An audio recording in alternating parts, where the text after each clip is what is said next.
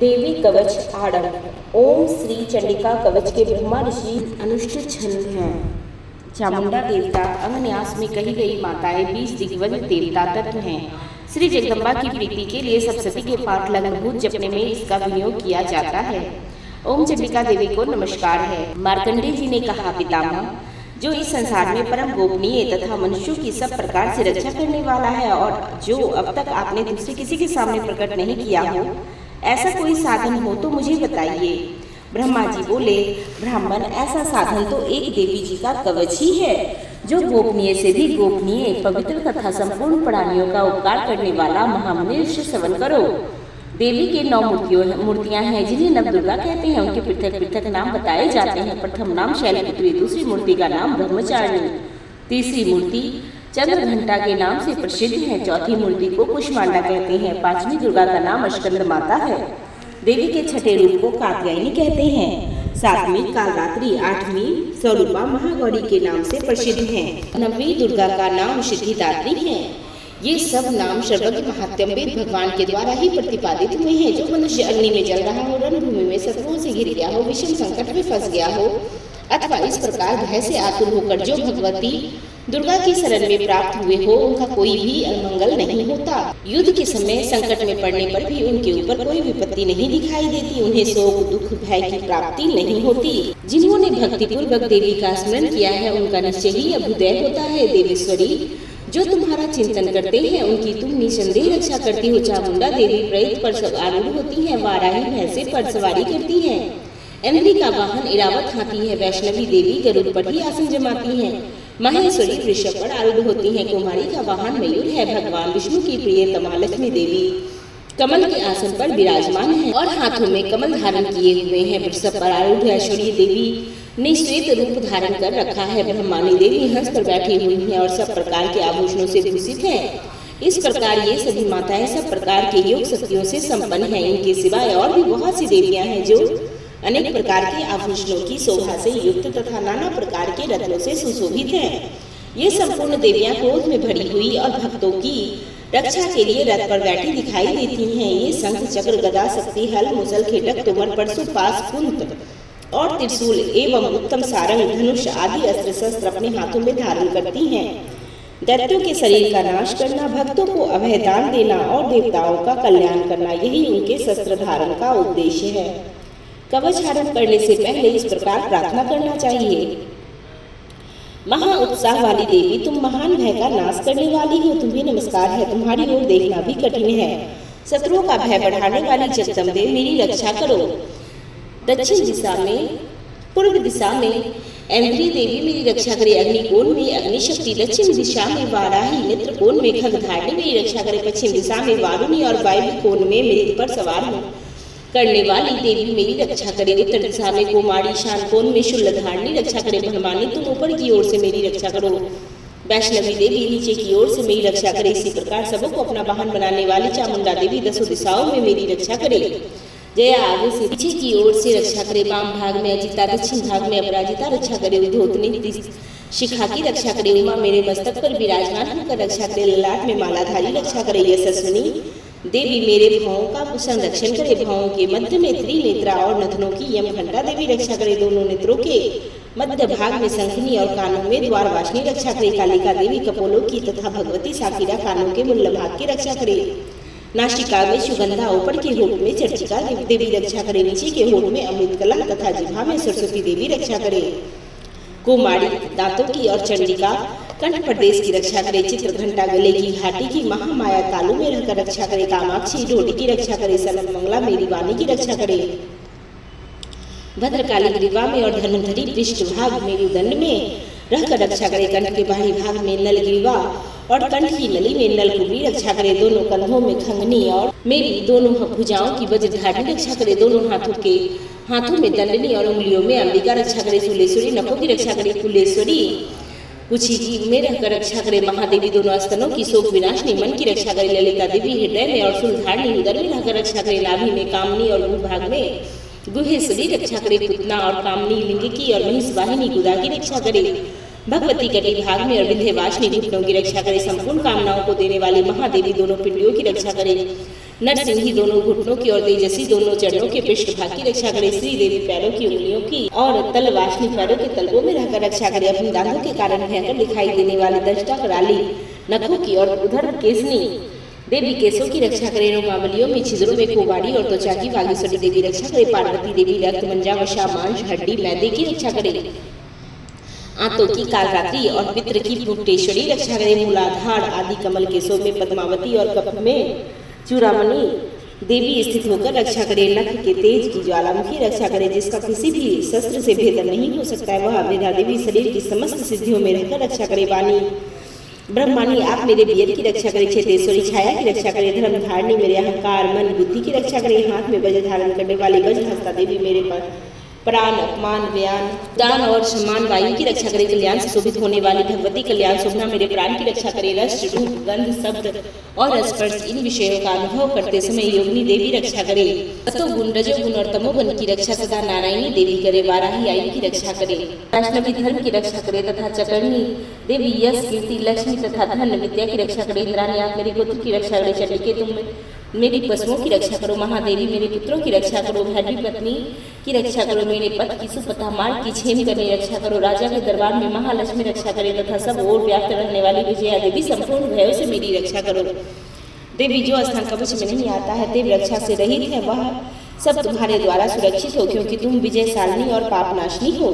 यदि अपने शरीर का भला चाहते हो तो मनुष्य बिना कवच के कहीं भी एक पग भी न जाए। कवच का पाठ करके ही यात्रा करे। कवच के द्वारा सब ओर से सुरक्षित मनुष्य जहाँ जहाँ भी जाता है वहाँ उसे धन का लाभ होता है तथा संपूर्ण कामनाओं की सिद्धि करने वाली विजय की प्राप्ति होती है। वह जिस अविष्ट वस्तु का चिंतन करता है उसको निश्चय ही प्राप्त कर लेता है। वह पुरुष इस पृथ्वी पर तुलना रहित महान ऐश्वर्य का भागी होता है। कवच से सुरक्षित मनुष्य निर्भय हो जाता है। युद्ध में उसकी पराजय नहीं होती तथा वह तीनों लोकों में पूजनीय होता है। देवी का यह कवच देवताओं के लिए भी दुर्लभ है। जो प्रतिदिन नियम पूर्वक तीनों संध्याओं के समय में श्रद्धा के साथ इसका पाठ करता है उसे देवी कला प्राप्त होती है तथा वह तीनों लोकों में कहीं भी पराजित नहीं होता। इतना ही नहीं, वह अर्थ मृत्यु से रहित हो 100 से भी अधिक वर्षों तक जीवित रहता है। मकड़ी चैतन्य कोढ़ आदि संपूर्ण व्याधियां नष्ट हो जाती है। कनेर भांग अफीम धतूरे आदि का स्थावर विषय विष और बिच्छू आदि के काटने से सड़ा हुआ जहर विष तथा अफीम तथा तेल के संयोग आदि से बनने वाला कृत्रिम विष, ये सभी प्रकार के विष दूर हो जाते हैं तथा कोई असर नहीं होता। इस पृथ्वी पर मारण मोहन आदि जितने भी अविचारित प्रयोग होते हैं तथा इस प्रकार के जितने मंत्र तंत्र होते हैं वे सब इस कवच को धारण कर लेने पर मनुष्य देखते ही देखते नष्ट हो जाते हैं। यही नहीं, पृथ्वी पर विचरने वाले ग्राम देवता आकाशचारी देव विशेष जल से संबंध रखने प्रकट होने वाले गण उद्देश्य मात्र से सिद्ध होने वाले निम्न कोटि के देवता अपने जन्म के साथ प्रकट होने वाले देवता कुल देवता माला डाकनी शाकनी अंतरिक्ष में विचरने वाले अत्यंत बलवंती भयानक डाकनी ग्रह भूत पिचास यश गंधर्व राक्षस ब्रह्म राक्षस गाताल कुष्मांड और भैरव आदि अनिष्ट कारक देवता के हृदय में कवच धारण किए रहने पर मनुष्य को देखते ही भाग जाते। कवचधारी पुरुष को राज्य से सम्मान की वृद्धि होती है। यह कवच मनुष्य के तेज की वृद्धि करने वाला है और उत्तम है। कवच का पाठ करने वाला पुरुष अपनी कीर्ति से विभूषित भूतल पर अपने सुयश के साथ साथ वृद्धि को प्राप्त होता है। जो पहले कवच का पाठ करके उसके बाद सप्तशती चंडिका का पाठ करता है उसकी जब तक पर्वत बन कानाओं के साथ यह पृथ्वी टिकी रहती है तब तक संतान पुत्र पौत्र परंपरा बनी रहती है। फिर देह का अंत होने पर वह पुरुष भगवती महामाया के प्रसाद से उस नित्य परम पद को प्राप्त हो जाता है जो देवताओं के लिए भी दुर्लभ है। वह सुंदर दिव्य रूप को धारण करता है और कल्याणमयी सिद्ध के साथ आनंद का भागी होता है। देवी कवच संपूर्ण अर्गला स्त्रोत। इस अर्गला स्त्रोत मंत्र के विष्णु ऋषि अनुसंध छंद है। श्री महालक्ष्मी देवता है। श्री जगदम्बा की प्रीति के लिए सप्तशती के पाठ लंबूत जब में इसका विनियोग किया जाता है। ओम चंडिका देवी को नमस्कार। मार्कंडेय जी कहते हैं कि जयंती मंगला काली भद्र काली कपालिनी दुर्गा क्षमा शिवा धात्री सोहा और शोधा इन नामों से प्रसिद्ध जगदम्बिके तुम्हें मेरा नमस्कार है। देवी चामुंडे मेरी तुम्हारी जय हो। संपूर्ण प्राणियों की पीड़ा हरने वाली देवी तुम्हारी जय हो। सब में व्याप्त रहने वाली देवी तुम्हारी जय हो। काल रात्रि तुम्हें नमस्कार है। मधु और कैटअप को मारने वाला तथा ब्रह्मा जी को वर देने वाली देवी तुम्हें नमस्कार है। तुम मुझे रूप दो, जय दो, यश दो, काम क्रोध आदि शत्रुओं का नाश करो। महिषासुर का नाश करने वाली तथा भक्तों को सुख देने वाली देवी तुम्हें नमस्कार है। तुम रूप दो, जय दो, यश दो, काम क्रोध आदि शत्रुओं का नाश करो। रक्त बीज का बल और चंड मुंड का विनाश करने वाली देवी तुम मुझे रूप दो, जय दो, यश दो, काम क्रोध आदि शत्रुओं का नाश करो। शुभ और निशुभ तथा दुर्लोचन का मर्दन करने वाली देवी तुम मुझे रूप दो, जय दो, यश दो, काम क्रोध आदि शत्रुओं का नाश करो। सबके द्वारा बंधित युगल चरणों वाली तथा संपूर्ण सौभाग्य प्रदान करने वाली देवी, तुम मुझे रूप दो, जय दो, यश दो, काम क्रोध आदि शत्रुओं का नाश करो। देवी, तुम्हारे रूप और चरित्र अचिंत्य है, तुम समस्त शत्रुओं का नाश करने वाली हो। रूप दो, जय दो, यश दो, काम क्रोध आदि शत्रुओं का नाश करो। पापों को दूर करने वाली चंडिके, जो भक्ति पूर्वक तुम्हारे चरणों में सर्वदा मस्तक झुकाते हैं, उन्हें रूप दो, जय दो, यश दो, काम क्रोध आदि शत्रुओं का नाश करो। जो भक्ति पूर्वक तुम्हारी स्तुति करते हैं, उन्हें रूप दो, जय दो, यश दो, काम क्रोध आदि शत्रुओं का नाश करो। चंडिके, इस संसार में जो भक्ति पूर्वक तुम्हारी पूजा करते हैं, उन्हें रूप दो, जय दो, यश दो, काम क्रोध आदि शत्रुओं का नाश करो। शत्रुओं का नाश करो। मुझे सौभाग्य, आरोग्य तो परम सुख दो। रूप दो, जय दो, यश दो, काम क्रोध आदि शत्रुओं का नाश करो। जो मुझसे द्वेष रखते हैं, उनका नाश करो और मेरे बल की वृद्धि करो। रूप दो, जय दो, यश दो, काम क्रोध आदि शत्रुओं का नाश करो। देवी, मेरा कल्याण करो, मुझे उत्तम संपत्ति प्रदान करो। रूप दो, जय दो, यश दो, काम क्रोध आदि शत्रुओं का नाश करो। अंबिके, देवता और असुर दोनों ही अपने माथे के मुकुट की मणियों को तुम्हारे चरणों में घिसते रहते हैं। रूप दो, जय दो, यश दो, काम क्रोध आदि शत्रुओं का नाश करो। अपने भक्तजनों को विद्वान, यशवान, लक्ष्मीवान बनाओ और रूप दो, जय दो, यश दो, काम क्रोध आदि शत्रुओं का नाश करो। प्रचंड दैत्यों का दर्पण का दलन करने वाली चंडिके, मुझे शरणागत को रूप दो, जय दो, यश दो, काम क्रोध आदि शत्रुओं का नाश करो। चतुर्मुख ब्रह्मा जी के द्वारा प्रशंसित चार भुजाओं वाली परमेश्वरी, तो मुझे रूप दो, जय दो, यश दो, काम क्रोध आदि शत्रुओं का नाश करो।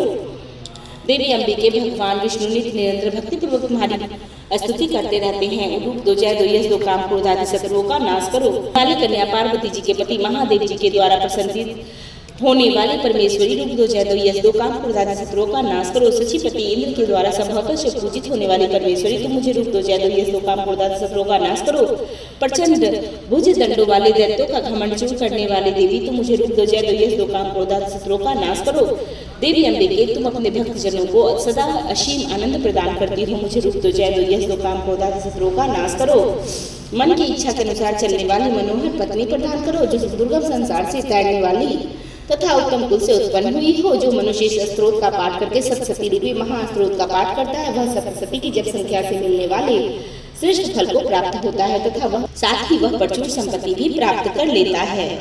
अगला स्त्रोत संपूर्ण क्लिक स्त्रोत। ओम इस श्री क्लिक मंत्र का शिव ऋषि अनुशंसन है। श्री महासरस्वती देवता हैं।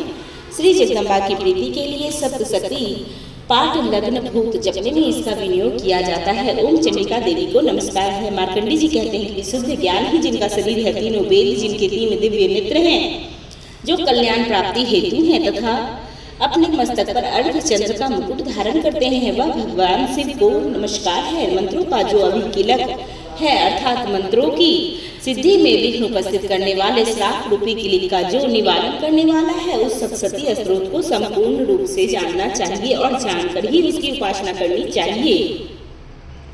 यद्यपि सप्तशती के अतिरिक्त अन्य मंत्रों के जप में जो नियंत्रण लगा रहता है, वह भी कल्याण का भागी होता है। इसमें उसके भी उच्चाटन का आदि कर्म सिद्ध होते हैं तथा उसे भी समस्त दुर्लभ वस्तुओं की प्राप्ति हो जाती है। तदपि जो अन्य मंत्रों का जप न करके केवल इस सप्तशती नामक स्त्रोत से देवी जी की स्तुति करते हैं, उन्हें स्तुति मात्र से ही सच्चिदानंद स्वरूपिणी देवी सिद्ध हो जाती हैं। उन्हें अपने कार्य की सिद्धि के लिए मंत्र, औषधि तथा अन्य किसी साधना की उपयोग की आवश्यकता नहीं होती। बिना जप के ही उसके उच्चाटन आदि समस्त अभिचारित कर्म सिद्ध हो जाते हैं। इतना ही नहीं, उनकी संपूर्ण अविष्ट वस्तुएं भी सिद्ध हो जाती है। लोगों के मन में शंका हुई कि जब केवल सप्तशती की उपासना से अथवा सप्तशती के को छोड़कर अन्य मंत्रों की उपासना से भी समान रूप से सब कार्य सिद्ध होती हैं, तब इसमें श्रेष्ठ कौन सा है साधन है। लोगों की शंका को सामने रखकर भगवान शंकर ने अपने पास आए हुए जिज्ञासुओं को समझाया कि यह सप्तशती नामक संपूर्ण स्त्रोत ही सर्वश्रेष्ठ एवं कल्याणमयी है। तदंतर भगवती चंडिका के सप्तशती नामक स्त्रोत को महादेव जी ने गुप्त कर दिया था। सप्तशती के पाठ से जो पुण्य प्राप्त होता है, उसकी कभी भी समाप्ति नहीं होती, किंतु अन्य मंत्रों के जप से पुण्य की समाप्ति हो जाती है। अतः भगवान शिव ने अन्य मंत्रों की अपेक्षा जो सप्तशती की श्रेष्ठता का निर्णय किया है, उसे यथार्थ ही जानना चाहिए। अन्य मंत्रों का जप करने वाला पुरुष भी यदि सप्तशती के स्त्रोत और जप का अनुष्ठान कर ले, तो वह भी पूर्ण रूप से ही कल्याण का भागी होता है। इसमें तनिक भी संदेह नहीं है। जो साधक कृष्ण पक्ष की चतुर्दशी अथवा अष्टमी को एकाग्रचित होकर भगवती की सेवा में अपना सर्वज्ञ समर्पित कर देता है और फिर उसे प्रसाद रूप से ही ग्रहण करता है, उस पर भगवती प्रसन्न होती है, अन्यथा उनकी प्रसन्नता नहीं प्राप्त होती। इस प्रकार सिद्धि के प्रतिबंधक रूप में क्लिक के द्वारा देव जी ने इस स्त्रोत को किलित कर रखा है, जो पूर्वोक्त रीति से निष्कीलन करके इस सप्तती स्त्रोत का प्रतिदिन स्पष्ट उच्चारण पूर्वक पाठ करता है, वह मनुष्य सिद्ध हो जाता है, वही देवी का पार्षद होता है और वही गंधर्व भी होता है। सर्वत्र विचरते रहने पर भी इस संसार में उसे कहीं भी भय नहीं होता। वह अल्प मृत्यु के बस में नहीं पड़ता और देह का अंत होने पर मोक्ष को प्राप्त कर लेता है। अतः किलिक को जानकर उसका परिहार करके ही सप्तशती पाठ आरंभ करें। जो ऐसा नहीं करता है उसका नाश होता है। इसीलिए किलिक और निष्कीलन का ज्ञान प्राप्त करने पर ही इस स्त्रोत को निर्दोष होता है और विद्वान पुरुष इस निर्दोष स्त्रोत का पाठ आरंभ करते हैं। स्त्रियों में जो कुछ भी सौभाग्य आदि दृष्टिगोचर होता है वह सब देवी जी के प्रसाद का ही फल है। अतः इस कल्याण में इस स्त्रोत का सदा जप करना चाहिए। इस स्त्रोत का मंत्र स्वर से पाठ करने पर सफल फल की प्राप्ति होती है और उच्च स्वर से पाठ करने पर पूर्ण फल की सिद्धि होती है। अतः उच्च स्वर से ही इसका पाठ आरंभ करना चाहिए। जिनके प्रसाद से ऐश्वर्य, सौभाग्य, आरोग्य, संपत्ति, शत्रुनाश तथा परम मोक्ष की सिद्धि होती है, उस कल्याण में ही जगदम्बा की स्तुति मनुष्य क्यों नहीं करते। किलिक स्त्रोत संपूर्ण। चौथे दिन 5वां, 6वां, 7वां और 8वां अध्याय का पाठ करना चाहिए। तो चलिए शुरू करते हैं। 5वां अध्याय। देवताओं द्वारा देवी जी की स्तुति। चंडिका चंडमुंड के मुख से अंबिका के रूप की प्रशंसा सुनकर शुंभ का उनके पास दूत भेजना तथा दूत का निराश होकर लौटना। विनियोग। ओम इस उत्तर चरित्र के रुद्र ऋषि है, महासरस्वती देवता है, अनुष्ठ छंद है, भीमा शक्ति है, ब्राह्मणी बीज है, सूर्य तत्व है और शाम वेद स्वरूप है। महासरस्वती की प्रसन्नता के लिए उत्तर चरित्र के पाठ में इसका विनियोग किया जाता है। ध्यान। जो अपने कर कमलों में घंटा, शूल, हल, शंख, मुशल, चक्र, धनुष और बाण धारण करते हैं, शरद ऋतु के शोभा संपन्न चंद्रमा के समान जिनकी शोभा मनोहर क्रांति है, जो तीनों लोगों की आधारभूता और शुभ आदि दैत्यों का नाश करने वाली हैं तथा गौरी के शरीर से जिनका प्रकट हुआ है, उन महासरस्वती देवी का मैं निरंतर भजन करती हूँ। ऋषि कहते हैं कि पूर्व काल में शुंभ और निशुंभ नाम के असुरों ने अपने बल के घमंड में आकर सचीपति इंद्र के हाथ से तीनों लोगों का राज्य और यज्ञ का भाग छीन लिया। वे ही दोनों सूर्य बन बैठे, सूर्य लोक का राज्य और यज्ञ भाग छीन लिया। वे दोनों सूर्य, चंद्रमा, कुबेर, यम और वरुण के अधिकार का भी उपभोग करने लगे। वायु और अग्नि का कार्य भी वे ही करने लगे।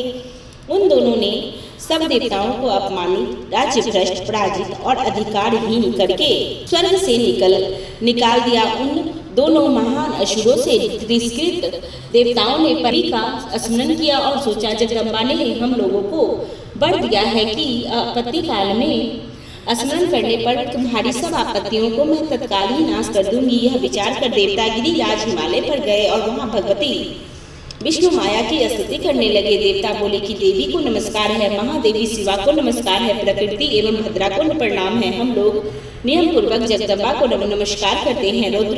रुद्रा को नमस्कार है, नित्या गौरी एवं धात्री को बार बार नमस्कार है। ज्योतिषमयी चंद्ररूपिणी सुख स्वरूपा देवी को शत शत प्रणाम है। शरणागतों का कल्याण करने वाली बुद्धि सिद्धि रूपा देवी को हम बार बार नमस्कार करते हैं।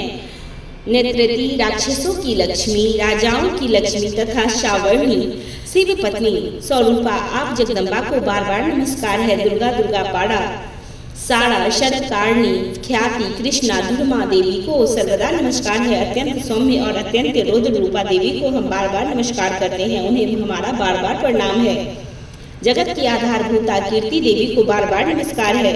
जो देवी सब प्राणियों में विष्णु माया के नाम से कही जाती हैं उनको नमस्कार है, उनको नमस्कार है, उनको बार बार नमस्कार है। जो देवी सब प्राणियों में चेतना कही जाती हैं उनको नमस्कार है, उनको नमस्कार है, उनको बार बार नमस्कार है। जो देवी सब प्राणियों में बुद्धि रूप से स्थित है उनको नमस्कार है, उनको नमस्कार है, उनको बार बार नमस्कार है। जो देवी सब प्राणियों में निद्रा रूप से स्थित है उनको नमस्कार है, उनको नमस्कार है, उनको बार बार नमस्कार है। जो देवी सब प्राणियों में क्षुद्रा रूप से स्थित है उनको नमस्कार है, उनको नमस्कार है, उनको बार बार नमस्कार है। जो देवी सब प्राणियों में छाया रूप से स्थित है उनको नमस्कार है, उनको नमस्कार है, उनको बार बार नमस्कार है। जो देवी सब प्राणियों में शक्ति रूप से स्थित है उनको नमस्कार है, उनको नमस्कार है, उनको बार बार नमस्कार है। जो देवी सब प्राणियों में तृष्णा रूप से स्थित है उनको नमस्कार है, उनको नमस्कार है, उनको बार बार नमस्कार है। जो देवी सब प्राणियों में क्षमा रूप से स्थित है उनको नमस्कार है, उनको नमस्कार है, उनको बार बार नमस्कार है। जो देवी सब प्राणियों में जाति रूप से स्थित है उनको नमस्कार है, उनको नमस्कार है, उनको बार बार नमस्कार है। जो देवी सब प्राणियों में लज्जा रूप से स्थित है उनको नमस्कार है, उनको नमस्कार है, उनको बार बार नमस्कार है। जो देवी सब प्राणियों में शांति रूप से स्थित है उनको नमस्कार है, उनको नमस्कार है, उनको बार बार नमस्कार है। जो देवी सब प्राणियों में श्रद्धा रूप से स्थित है उनको नमस्कार है, उनको नमस्कार है, उनको बार बार नमस्कार है। जो देवी सब प्राणियों में क्रांति रूप से स्थित है उनको नमस्कार, उनको नमस्कार, उनको बार बार नमस्कार है। जो देवी सब प्राणियों में लक्ष्मी रूप से स्थित है उनको नमस्कार, उनको नमस्कार, उनको बार बार नमस्कार है। जो देवी सब प्राणियों में वृत्त रूप से स्थित है उनको नमस्कार, उनको नमस्कार, उनको बार बार नमस्कार है। जो देवी सब प्राणियों में स्मृति रूप से स्थित है उनको नमस्कार, उनको नमस्कार, उनको बार बार नमस्कार है। जो देवी सब प्राणियों में दया रूप से स्थित है उनको नमस्कार, उनको नमस्कार, उनको बार बार नमस्कार है। जो देवी सब प्राणियों में तृष्णा रूप से स्थित है उनको नमस्कार, उनको नमस्कार, उनको बार बार नमस्कार है। जो देवी सब प्राणियों में माता रूप से स्थित है उनको नमस्कार, उनको नमस्कार, उनको बार बार नमस्कार है। जो देवी सब प्राणियों में भ्रांति रूप से स्थित है उनको नमस्कार, उनको नमस्कार, उनको बार बार नमस्कार है। जो बीजों में जीवों में इंद्रिय वर्ग की अधिष्ठाता देवी एवं सब प्राणियों में सदा व्याप्त रहने वाली उन व्याप्ति देवी को बार बार नमस्कार है। जो देवी चैतन्य रूप से इस संपूर्ण जगत को व्याप्त करके स्थित है उनको नमस्कार, उनको नमस्कार, उनको बार बार नमस्कार है। पूर्व काल में अपने अविष्ट की प्राप्ति होने से देवताओं ने जिसकी स्तुति की थी, देवराज इंद्र ने भी बहुत दिनों तक जिनका सेवा किया था, कल्याण की साधना भूता ऐश्वर्य कर हमारा कल्याण और मंगल करे तथा सारी आपत्तियों का नाश कर दे। उद्धव दैत्यों से सताए हुए हम सभी देवता जिस परमेश्वरी को इस समय नमस्कार करते हैं तथा जो भक्ति से विनम्र पुरुषों द्वारा स्मरण की जाने पर तत्काल ही संपूर्ण विपत्तियों का नाश कर देती है, वे जगदम्बा हमारा संकट दूर करे। इसी कहते हैं कि राजा इस प्रकार सब देवता स्तुति कर रहे थे। उस समय पार्वती देवी गंगा जी के जल में स्नान करने के लिए वहां आई। उन सुंदर भावों वाले भगवती ने देवताओं से पूछा, आप लोग यहाँ किसकी स्तुति करते हैं? तब उन्हीं के शरीर कोश से प्रकट हुई शिवा देवी बोली, शुंभ दैत्य से तिरस्कृत और युद्ध में निशुंभ से पराजित हो यहाँ एकत्रित हो ये समस्त देवता मेरी ही स्तुति कर रहे हैं। पार्वती जी के शरीर से अंबिका का प्रादुर्भाव हुआ, इसीलिए वे समस्त लोकों में कोसकी कही जाती है। कोसकी के प्रकट होने पर पार्वती देवी का शरीर काले रंग का हो गया, अतः वह हिमालय पर रहने वाली कालिका देवी के नाम से विख्यात हुई। तदंतर शुंभ निशुंभ के वृत्त चंड मुंड वहां आए और उन्होंने परम मनोहर रूप धारण करने वाली अंबिका देवी को देखा। फिर वे शुंभ के पास जाकर बोले, महाराज एक अत्यंत मनोहर स्त्री है जो अपनी दिव्य क्रांति से हिमालय को प्रकाशित कर रही है। वैसा उत्तम रूप कहीं किसी ने नहीं देखा होगा। असुरेश्वर पता लगाइए वह देवी कौन है और उसे ले लीजिए। स्त्रियों में तो वह रत्न है, उसका प्रत्येक अंग बहुत ही सुंदर है। वह अपने श्री अंगों की प्रभा से संपूर्ण दिशाओं में प्रकाश फैला रही है। दैत्यराज अभी वह हिमालय पर मौजूद है, आप उसे देख सकते हैं। प्रभु तीनों लोकों में मणि, हाथी, घोड़े आदि जितने भी रत्न हैं वे सब इस समय आपके घर में शोभा पाते हैं। हाथियों में रत्नभूत ऐरावत, यह प्रजनी जात का वृक्ष और यह उच्चेश्वा घोड़ा, यह सब आपने इंद्र से ले लिया है। हंसों से जुटा हुआ यह विमान भी आपके आंगन में शोभा पाता है। यह रत्न रूप अद्भुत विमान जो पहले ब्रह्मा जी के पास था अब आपके यहाँ आया है। यह महापद नामक निधि तथा कुबेर से भी छीन लाए हैं। समुद्र ने भी अपने किंजिकी नाम की माला भेंट कर दी है जो केसरों से सुशोभित है और जिसके कमल कभी कुम्हलाते नहीं हैं। सुवर्ण की वर्षा करने वाले वरुण का छत भी आपके घर में शोभा पाता है तथा यह श्रेष्ठ रथ जो पहले प्रजापति के अधिकार में था अब आपके पास मौजूद है। दैतेश्वर मृत्यु की उत्कीर्णता नाम वाली शक्ति भी आपने छीन ली है तथा वरुण का पास और समुद्र में होने वाले सब प्रकार के रत्न आपके भाई निशुंभ के अधिकार में हैं। अग्नि ने भी स्वतः शुद्ध किए हुए 2 वस्त्र आपकी सेवा में अर्पित किए हैं। दैत्यराज इस प्रकार सभी रत्न आपके एकत्र कर लिए हैं। फिर तो जो यह स्त्रियों में रत्न रूप कल्याणमयी देवी है इसे आप क्यों नहीं अपने अधिकार में कर लेते? ऋषि कहते हैं कि चंडमुंड का यह वचन सुनकर शुंभ ने महादैत्य सुग्रीव को दूत बनाकर देवी के पास भेजा और कहा, तुम मेरी आज्ञा से उसके सामने ये बातें कहना और ऐसा उपाय करना जिससे प्रसन्न होकर वह शीघ्र ही यहाँ आ जाए। वह दूत पर्वत के अत्यंत रमणीय प्रदेश में जहाँ देवी मौजूद थी गया और मधुर वाणी में कोमल वचन बोला। दूत बोला, देवी दैत्य राज शुंभ इस समय तीनों लोगों के परमेश्वर हैं। मैं उनका सेवा भेजा हुआ दूत हूँ और यहाँ तुम्हारे ही पास आया हूँ। उनकी आज्ञा सदा सब देवता देव असुर सब एक स्वर में मानते हैं। कोई उसका उल्लंघन नहीं करता। वे संपूर्ण देवताओं को परास्त कर चुके हैं। उन्होंने तुम्हारे लिए जो संदेश भेजा है उसे सुनो। संपूर्ण त्रिलोक मेरे अधिकार में है। देवता भी मेरी आज्ञा के अधीन चलते हैं। संपूर्ण यज्ञों के भाग को मैं ही पृथक पृथक भोगता हूँ। तीनों लोकों में जितने श्रेष्ठ रत्न हैं वे सब मेरे अधिकार में हैं।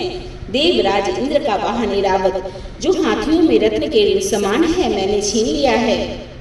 क्षीर सागर का मंथन करने से जो अश्वरत्न उच्चेश्वा प्रकट हुआ है उसे देवताओं ने मेरे पैरों पर पड़कर समर्पित कर दिया है। सुंदरी, उनके सिवाय और भी जितने रत्न रूप पदार्थ देवताओं, गंधर्वों और नागों के पास थे वे सब मेरे ही पास आ गए हैं। देवी, हम लोग तुम्हें संसार की स्त्रियों में रत्न मानते हैं, अतः तुम हमारे पास आ जाओ क्योंकि रत्नों की उपभोग करने वाले हम ही हैं। चंचल कटाक्षों वाले सुंदरी, तुम मेरी या मेरे भाई महापराक्रमी निशुंभ की सेवा में आ जाओ क्योंकि तुम रत्न रूपा हो। मेरा वरण करने से तुम्हें तुलना रहित महान ऐश्वर्य की प्राप्ति होगी। अपनी बुद्धि से यह विचार कर तुम मेरी पत्नी बन जाओ। ऋषि कहते हैं कि दूतों के यूं कहने पर कल्याणमयी भगवती दुर्गा देवी जो इस जगत को धारण करती है मन ही मन गंभीर भाव से मुस्कुराई और इस प्रकार बोली। देवी बोली, दूत तुमने सत्य कहा है, इसमें तनिक भी मिथ्या नहीं है। तुम तीनों लोगों का स्वामी है और शुभ भी उसी के समान पराक्रमी है, किंतु इस विषय में मैंने जो प्रतिज्ञा की है उसे मैं मिथ्या नहीं कर सकती। उसे मैं मिथ्या कैसे करूं? मैंने अपनी अल्प बुद्धि के कारण पहले से ही प्रतिज्ञा कर रखी है। उसे सुनो, जो मुझे संग्राम में जीत लेगा, जो मेरे अभिमान को चूर कर देगा और संसार में जो मेरे समान बलवान होगा वही मेरा स्वामी होगा। इसीलिए शुंभ अथवा महादैत्य निशुंभ स्वयं ही यहाँ पधारे और मुझे जीत कर शीघ्र ही मेरा पानी ग्रहण कर ले। इसमें विलंब की क्या आवश्यकता है? दूत बोला, देवी तुम घमंड में भरी हो, मेरे सामने ऐसी बातें न करो। तीनों लोगों में कौन ऐसा पुरुष है जो शुंभ और निशुंभ के सामने खड़ा हो सके?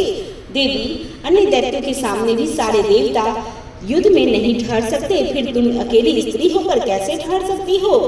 जिन शुंभ और दैत्यों के सामने इंद्र आदि सब देवता भी युद्ध में खड़े नहीं हुए, उनके सामने तुम स्त्री होकर कैसे जाओगी? इसीलिए तुम मेरे ही कहने से शुंभ निशुंभ के पास चले चलो। ऐसा करने से तुम्हारे गौरव की रक्षा होगी, अन्यथा जब वे केस पकड़कर घसीटते हुए तुम्हें ले जाएंगे तब तुम्हें अपनी प्रतिष्ठा खोकर जाना पड़ेगा। देवी ने कहा, तुम्हारा कहना ठीक है, शुंभ बलवान है और निशुंभ भी बड़े पराक्रमी है, किंतु क्या करूं? मैंने पहले बिना सोचे समझे प्रतिज्ञा कर ली है, अतः अब तुम जाओ। मैंने तुमसे जो कुछ कहा है वह दैत्यराज से आदर पूर्वक कहना, फिर वे जो उचित जान पड़े सो करें। श्री मार्कंडेय पुराण इस प्रकार श्री मार्कंडेय पुराण में सावर्णी मनवंतर की कथा के अंतर्गत देवी महात्म्य में देवी दूत संवाद नामक 5वां अध्याय पूर्ण हुआ। बोलिए देवी दुर्गा माता की जय। 6वां अध्याय धूम्रलोचन बद्ध।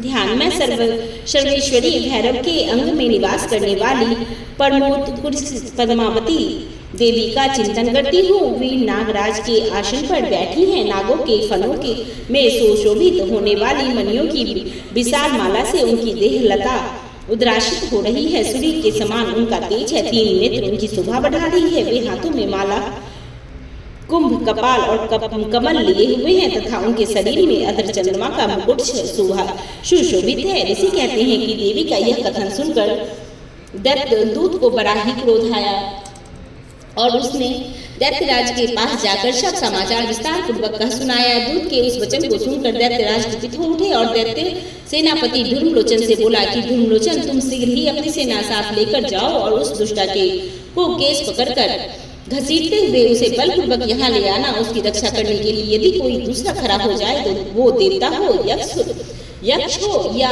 गंधर्व क्यों न हो, उसे अवश्य मार डालना। ऋषि कहते हैं कि सुन के इस प्रकार आज्ञा देने पर धूम्रलोचन दैत्य 60,000 असुरों की सेना को साथ लेकर वहां तुरंत पहुंच गया। वहां पहुंचकर उसने हिमालय पर रहने वाली देवी को देखा और ललकार कर कहा, अरे तू शुंभ और निशुंभ के पास चल।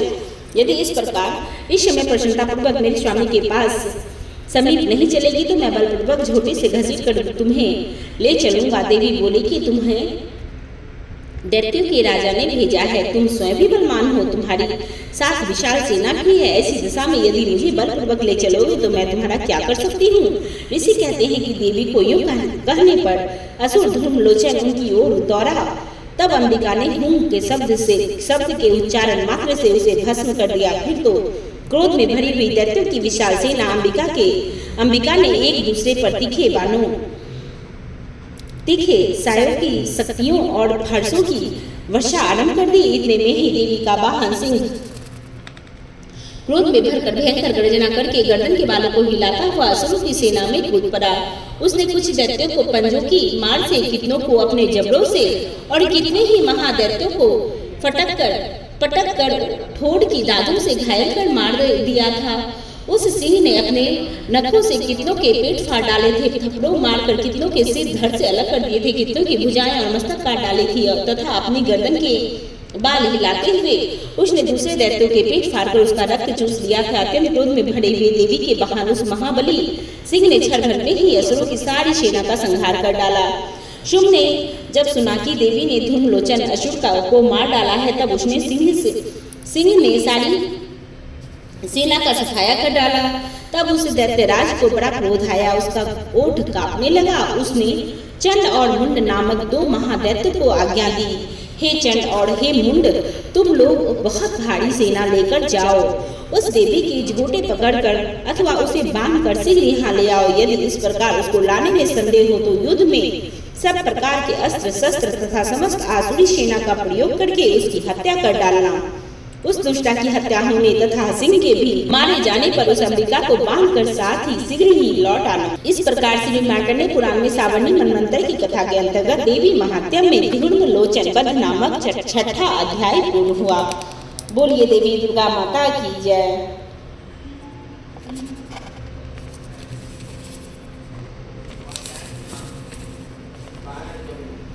सातवां अध्याय चंड और मुंड का वध ध्यान। मैं मातंगी देवी का ध्यान करती हूँ। वे रत्नमय सिंहासन पर बैठकर बढ़ते हुए तोते का मधुर शब्द सुन रही थी। उनके शरीर का वर्ण श्याम है। वे अपना एक पैर कमल पर रखे हुए हैं और मस्तक पर अर्धचंद्र धारण करती हैं तथा कहार पुष्पों की माला धारण किए बीना बजाती हैं। उनके अंग में कसी हुई चोली शोभा पा रही है। वे लाल रंग की साड़ी पहने हाथ में शंखमय पात्र लिए हुए, उनके बदन पर मधु का हल्का प्रभाव जान पड़ता है और ललाट में बेदी शोभा दे रही है। ऋषि कहते हैं कि तदंतर शुभ की आज्ञा पाकर वे चंड और मुंडी आदि दैत्य चतुर्मुनि सेना के साथ अस्त्र शस्त्रों से सुशोभित हो चल दिए। फिर गिरिराज हिमालय के सुवर्ण से ऊंचे शिखर पर पहुंचकर उन्होंने सिंह पर बैठी हुई देवी जी को देखा। वे मंद मंद मुस्कुरा रही थी। उन्हें देखकर दैत्य तत्परता से पकड़ने का उद्योग करने लगी। किसी ने धनुष तान लिया, किसी ने तलवार संभाल ली और कुछ लोग देवी जी के पास आकर खड़े हो गए। तब अंबिका ने उन शत्रुओं के प्रति बड़ा क्रोध आया। उस समय क्रोध के कारण उनका मुख काला पड़ गया था, ललाट में भौएं टेढ़ी हो गई थी। वहां से तुरंत विकराल मुख काली प्रकट हुई। तो जो तलवार और पास लिए हुए थी वे विचित्र खग का धारण किए हुए थी। चित्ते की चंड की साड़ी पहने हुए थी, नर मुंडों की माला से सुशोभित थी। उनके शरीर का मांस सूख रहा था, केवल हड्डियों का ढांचा था जिससे कि वे अत्यंत भयंकर जान पड़ रही थी। उनका मुख बहुत ही विशाल था, जीभ लपलपाने के कारण वे और भी डरावनी प्रतीत हो रही थी। उनकी आंखें भीतर की ओर धसी हुई थी और कुछ लाल थी। वे अपने भयंकर गर्जना से संपूर्ण दिशाओं को गुंजा रही थी। बड़े बड़े दैत्यों का वध करती हुई वे कालिका देवी बड़े वेग से दैत्यों की उस सेना पर टूट पड़ी और उन सबको भक्षण करने लगी। वे पार्श्वर रक्षण अंकुशधारी महावतों योद्धाओं और घंटा सहित कितने ही हाथियों को एक ही हाथ से पकड़कर मुंह में डालती जाती थी। इसी प्रकार घोड़े, हाथी और सारथी साथ साथ रथी सैनिकों को मुंह में डालकर वे उन्हें बड़े ही भयानक रूप से चबा डालती थी। किसी के बाल पकड़ लेती, किसी की गला दबा देती, किसी को पैरों से कुचल डालती और किसी को छाती के धक्के से गिराकर मार डालती थी। वे असुरों के थोड़े छोड़े हुए बड़े बड़े अस्त्र शस्त्र मुंह से पकड़ लेती और रोष में भरकर उनको दांतों के साथ पीस डालती थी। काली ने बलवान और दुरात्मा दैत्यों की वह सारी सेना रोन डाली थी, खा डाली थी और कितनों को मार भगाया था।